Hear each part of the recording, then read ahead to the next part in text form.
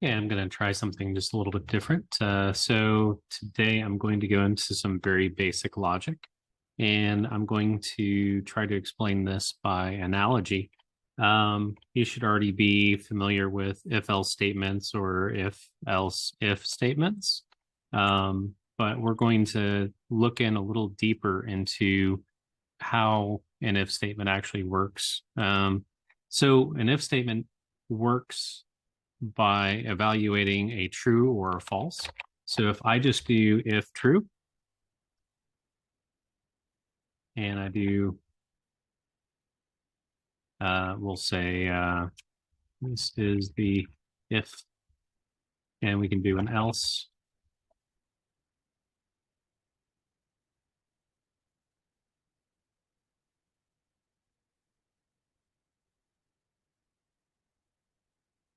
Right. So what this is going to do is it's going to evaluate if whatever's in here is true, it's going to console log this is the if, and whatever is in here is false, it's going to go to the else statement. So if I save this and we run it, it'll say this is the if, and if I change this to false, then I run it, it'll say this is the else. So if you wanted to take two operands, we'll say 3 equals 4, this operation is going to evaluate to false, and it should give us this is the else. But if we do something like 3 is less than 4, then this should give us this is the if, because this evaluates 3 is less than 4, so it goes into the if statement. Some of the other things that you have is you have your different operators like greater than, less than, greater than or equal to, less than or equal to, things like that. Let's see, exactly equal to, and then you have other things like logical expressions. So a logical expression is going to be like something like an and or an or. So if I did 3 is greater than 4 evaluates to true, and if I do 4 is less than 3, this evaluates to false. So if true and false,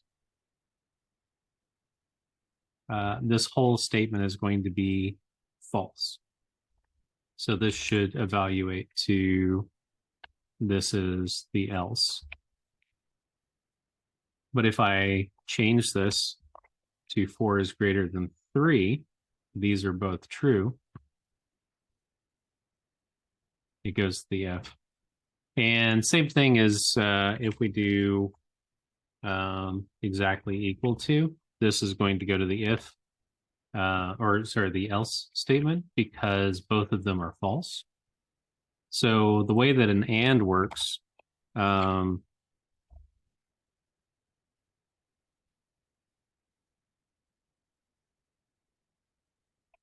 is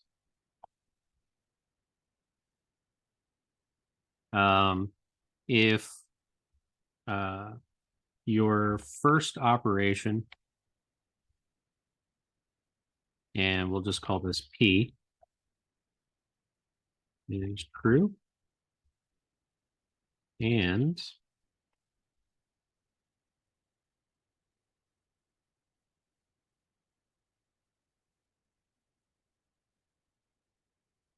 operation P is true and operation Q is also true, then return true. If P is false and Q is false, then return false. And then if we've got P is false, Q is true, then return false. And if P is true and Q is false, then return false. So the only time that this is ever going to happen, where it's going to be true, is if both of these operators evaluate to true, like this and this.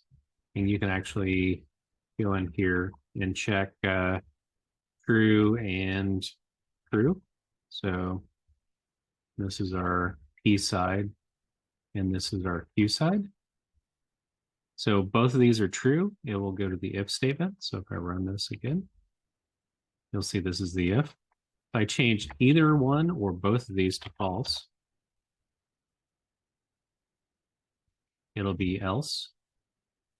I'll change this back to true and do this one as false.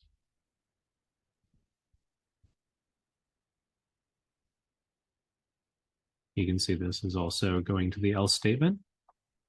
And if I make both of these false, it'll go to the else as well. Now, your or looks like this. So in this case, it's sort of kind of the opposite of your and. So if we do false and false, it's going to make it to the else. If we do false and true, it's going to go to the if. If we do true and false, it's going to go to the if. And if we do true and true, it's going to go to the if. So it's kind of the exact opposite of the and. Maybe not exact opposite, but kind of does something else where the only time that you're going to get a false is when both instances are false. Everything else is going to give you a true. But they definitely go hand in hand, and these are the two most common logical expressions that you'll see is the and the or. But there's all kinds of other ones as well. But so long as you can evaluate to a true, this if is always going to go into the if. And if this evaluates to a false, it will always go into the else.